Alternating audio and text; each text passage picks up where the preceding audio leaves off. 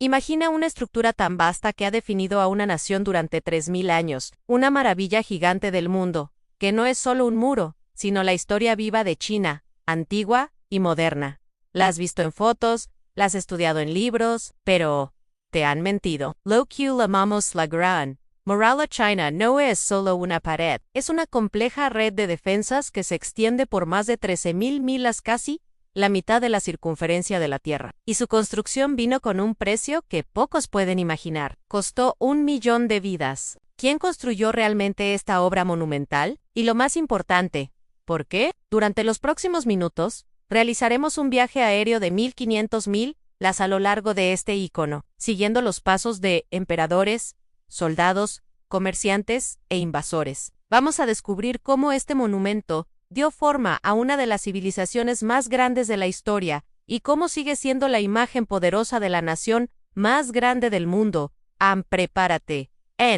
Esto es mucho más que una pared de piedra. Esto es la Gran Muralla China. El verdadero significado de la Gran Muralla. Para entender la muralla, primero debemos desterrar una idea errónea. No fue construida en una sola época, ni por un solo imperio. 14 dinastías chinas dedicaron casi 2500 años a construir la muralla china. Todas ellas compartían el mismo objetivo, a mantener a raya a los invasores mongoles que amenazaban a generaciones sucesivas. Esta fue una pulseada militar, por el control que duró 23 siglos. De hecho, la Gran Muralla es, en realidad, una colección de hasta 16 murallas separadas, distribuidas por todo el norte de China. La longitud total de todas estas paredes, incluyendo las subsecciones, asciende a las asombrosas 13.000 millas. Nuestro viaje espectacular comienza en un lugar llamado Cabeza del Viejo Dragón, Old Dragon's Head. Nos encontramos en la costa del Mar Amarillo, a solo 180 millas de Beijing. Aquí, a la luz del amanecer,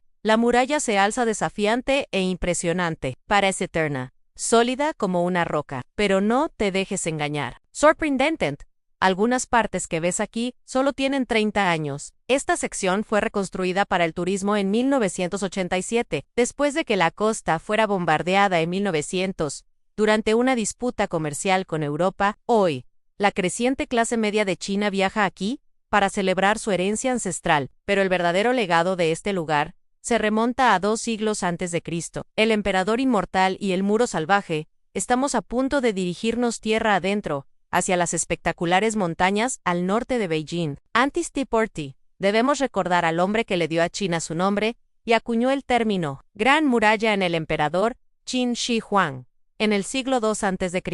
El emperador Qin unió múltiples muros vecinos construidos por reinos anteriores para formar lo que él llamó la Gran Muralla. Este hombre, obsesionado con la eternidad, incluso ordenó a sus súbditos que nadaran en el Mar Amarillo buscando una droga esquiva, que él creía que le daría la inmortalidad. Nunca encontró ese elixir mítico, pero su legado vive en este monumento mundialmente famoso. A medida que avanzamos, la muralla serpentea sobre docenas de cadenas montañosas. Aquí es donde descubrimos una verdad incómoda sobre este icono. 1/3 de la Gran Muralla ya ha sido destruido. A lo largo de 370 años desde que la dinastía Ming la completó, la muralla ha sufrido daños por guerras, revoluciones y, sobre todo, por la propia naturaleza. En lugares como Luowu, observamos lo que se conoce como muro salvaje Wild Wall. Los pesados ladrillos se han desmoronado, molidos por las heladas invernales, el calor del verano y los terremotos. Incluso los invasores verdes de la naturaleza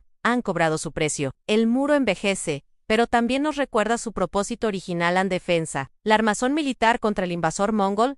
Para entender el verdadero enemigo, hacemos un desvío. A 400 millas al noroeste, cerca de la frontera remota con Mongolia, encontramos la parte más antigua que se conserva de la muralla. Este muro original fue construido hace 2300 años, y su función era simple: mantener fuera a los merodeadores, jinetes mongolíes. El más grande de todos los invasores mongoles fue el conquistador Genghis Khan. Él y sus hijos lograron la hazaña de ser los primeros extranjeros en derrotar y ocupar la totalidad del imperio chino en el siglo XIII. Su dinastía Yuan gobernó China y Mongolia durante casi 160 años. Cuando la dinastía Ming derrocó a los Khan y restauró el gobierno chino, la amenaza mongola era tan grande que obligó a los Ming a construir el muro final y más completo de todos, con una longitud de 5.600 millas cerca de Beijing. Volvemos a la muralla Ming. Aquí se ve claramente por qué era una barrera tan formidable. Pero hace 500 años, los mongalíes forzaron una dramática aceleración en la construcción. En 1550, un ataque mongol de 10.000 efectivos dejó a Beijing bajo asedio. El corazón de la dinastía Ming estuvo a punto de caer. Este shock provocó una respuesta inmediata a la dinastía Ming. Asignó recursos ilimitados al comandante Qi Shi Huang. Este hombre se convirtió en el constructor de la Gran Muralla más famoso y, para muchos, el más implacable. Durante 20 años, construyó cientos de torres de vigilancia en cada pico para albergar tropas y suministros, y creó anchas murallas para conectar estas torres. Qi Shi Huang también diseñó el primer sistema de señalización sofisticado. Por primera vez, en 2000 años, los mensajes de advertencia podían transportarse a lo largo del muro y a través de toda la nación. Su visión ayudó a proteger a la dinastía Ming hasta 1644, a la cultura de la perfección y el cementerio de 1.000.000. Viajamos 80.000 millas al oeste y encontramos un muro magnífico en Wangwang. Miren de cerca la calidad de la mampostería, sólida, compacta. No es una reconstrucción, es la obra original de un maestro artesano. La antigua artesanía de la construcción de muros ofrece una visión única de la cultura china. Miles de familias fueron importadas aquí y dedicaron generaciones a construir este muro. Estaban inspirados por las enseñanzas de Confucio en perfección, cautela, sinceridad y, sobre todo, dedicación. Pero para el jefe de obra, el maestro constructor Tai, su perfeccionismo fue su perdición. Sus jefes en Beijing lo amonestaron por ser demasiado lento. Cuando no aceleró, fue destituido y ejecutado. Años después, las tormentas destruyeron la mayor parte del muro en la región. ¿Adivinen qué sección permaneció sólida? El tramo de Taiyuan fue perdonado póstumamente y conmemorado. En la cultura china, mantener buenas relaciones, especialmente con el poder, es clave. Perder el favor significa perderlo todo. Mientras admiramos la devoción de estos constructores, debemos enfrentar un secreto más oscuro del muro. Ha sido descrito como el cementerio largo. Se estima que costó incontables vidas, quizás hasta 1.000.000. Esta muralla es un testimonio de la perseverancia del pueblo chino. Los soldados se basaban en sus esposas y familias para llevarles alimentos y suministros, sin cuyo apoyo la muralla nunca se habría construido. El muro se abre al mundo. Avanzamos hasta el Badling. Estamos a solo 40.000 millas al norte de Beijing, en la sección más accesible y concurrida. Badling recibe hasta 65.000 turistas al día y 11 millones al año, gracias en parte a su estación de tren bala de alta velocidad. Fue la primera sección de la muralla en abrirse al turismo en 1957. Aquí se encuentra la estación de tren más antigua de China, construida por Zhong Tianyu, el padre de los ferrocarriles chinos, pero Badling también jugó un papel crucial en la historia moderna. Después de la revolución de 1949, el líder Mao Zedong había cerrado el país, por Fuaqui, en lo alto del símbolo de la histórica aversión de China a los extranjeros, donde Mao presentó su nación al mundo en 1972, dio la bienvenida al presidente de Estados Unidos, Richard Nixon. Desde entonces, la muralla se ha convertido en el telón de fondo perfecto para la gran entrada de China en el escenario internacional. Sin embargo, el muro no siempre fue apreciado. Durante la Revolución Cultural 1966-1976, bajo Mao, grandes secciones de la muralla fueron abandonadas. Mao declaró la guerra a las 4 viejas: antigua costumbre, antigua cultura, antiguos hábitos e ideas. Se dice que la gente, desesperada por la pobreza extrema, incluso desmanteló secciones del muro para reutilizar sus ladrillos. Hoy, afortunadamente, conservacionistas chinos están trabajando para preservar estas secciones, utilizando incluso técnicas ancestrales, como la incorporación de arroz pegajoso en el mortero, arcilla compactada y la madre río. Dejamos las secciones de piedra. Más de un cuarto de nuestro camino, nos adentramos en Mongolia Interior. Aquí vemos un tipo de muralla muy diferente, el muro de tierra apisonada Ram Earth. Puede que te sorprenda, pero 2/3 de la Gran Muralla China se construyeron de esta manera. Lejos del material tradicional de piedra,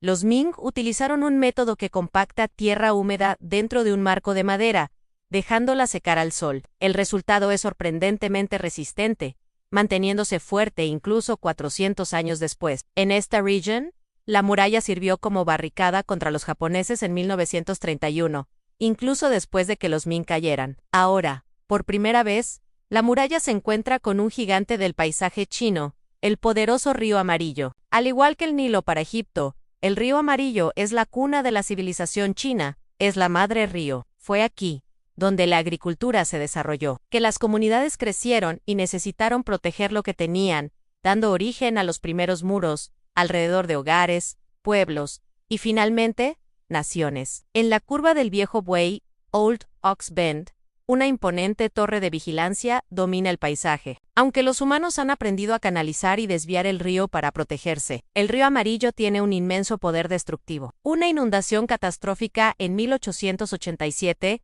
mató a casi 2 millones de personas, un desastre que sacudió los cimientos del gobierno imperial. El corazón del dragón y el omen del desierto a mitad de nuestro camino, llegamos a un punto conocido como el corazón del dragón, en la fortaleza de Genbei-tai.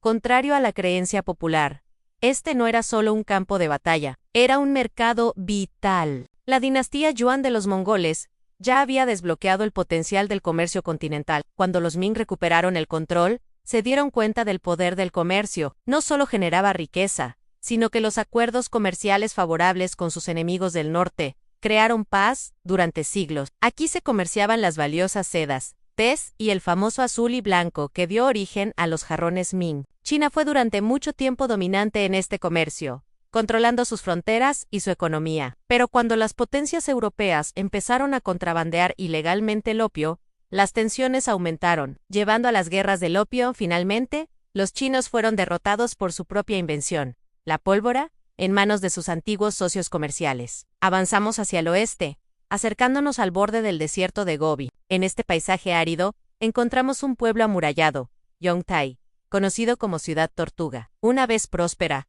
hoy está en declive, víctima del avance moderno de China. Este lugar nos recuerda la historia de Koroto. La ciudad fantasma en el Gobi en Koroto fue un bastión mongol que, a pesar de estar en la ruta de la seda, se gloriaba en su aislamiento y autosuficiencia. Cuando los Ming la atacaron en 1372, bloquearon el suministro de agua. El líder mató a su familia y a sí mismo antes de que los Ming masacraran a todos los habitantes. El destino de Koroto es un ominoso presagio para China.